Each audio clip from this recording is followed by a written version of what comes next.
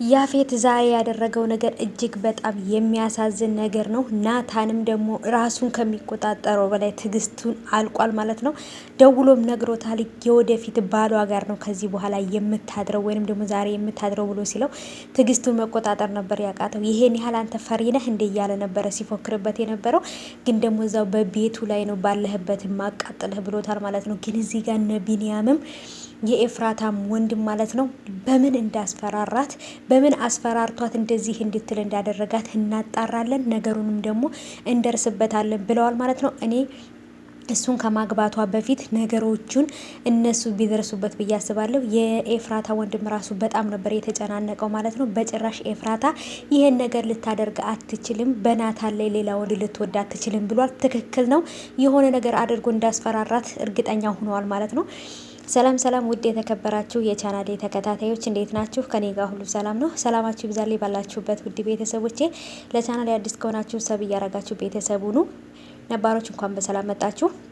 ዛሬ የሀረግ ድራማ እጅግ በጣም አሳዛኝ ነበረ። ምክንያቱም ናታንም ያፌትም ሁሉም በአጠቃላይ እያደረጉ ያሉት ነገር በጣም ከባድ ነው። ቤዛም እንግዲህ ከእስር ቤት ተፈታለች። ቤዛ ልክ ከእስር ቤት ተፈታ እንደመጣች ኦሬዲ የገባችው ወደ ነገር ነበር ማለት ነው። ወደ ነገር አቋርጣ ወደ ነበረ የክፋት ስራዋ አሁንም መልሳ ገብታለች። ሰው እስር ቤት ሄዶ ወይም የሆነ ቦታ ሄዶ ሲመጣ ብዙ ነገሮችን ይማራል። እሷ ግን አሁንም ክፋቷ እንደዛው እንዳለ ነው። ምንም የተቀየረ ነገር የለም።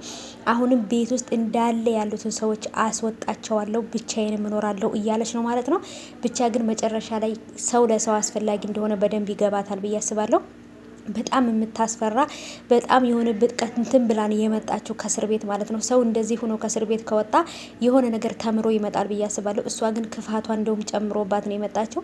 ያፌትም እንግዲህ ለዛ ለናታን ስትነግሪው ምን አለበት ከጣገቡ ቆሜ ፊቱን ባየው ነበር ያለው ማለት ነው። በጭራሽ ለሰው የማያዝን ጨካኙ አረመኔ ያፌት እንግዲህ ብዙ ነገሮች ሊያደርግ ነው። በተለይ ከዚህ በኋላ የሚመጡት ነገሮች በጣም ከባባድ ናቸው። በተለይ ናታን ከሚቋቋመው በላይ ከባድ ነገሮች ወደ እሱ እየመጡ ነው ማለት ነው፣ ወደ ናታን ማለት ነው።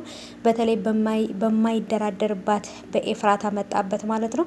ኤፍራታ ወዷት አፍቅሯት አይደለም ያፌት ናታንን እንደዚህ ማናደድ ማቃጠል፣ ናታን በገዛ ፈቃዱ ራሱን እንዳጠፋ ስለሚፈልግ እንጂ በፍጹም ሴት የምትባልን አይወድም ማለት ነው።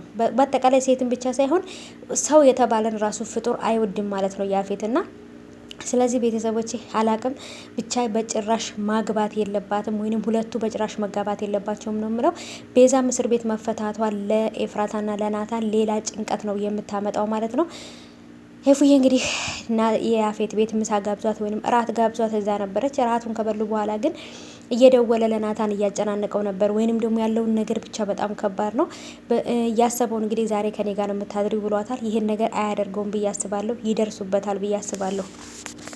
ጽዮንም ማለት ነው እጅግ በጣም በፊት የነበረችው ክፉ የነበረችው ጽዮን ተመልሳለች። በፊት እንደው ምንም አትልም ነበር። አሁን ግን በጣም ክፉ ሴት ሆናለች ጽዮን ማለት ነው። ከዚህ በኋላ ወንድሜ ጋር መድረስ የለባትም ከዚህ በኋላ እያለች የበፊቷ መጥፎ የነበረችው ወንድሟን እንደፈለገች ማድረግ የምትፈልገው ጽዮን ተመልሳ መታለች።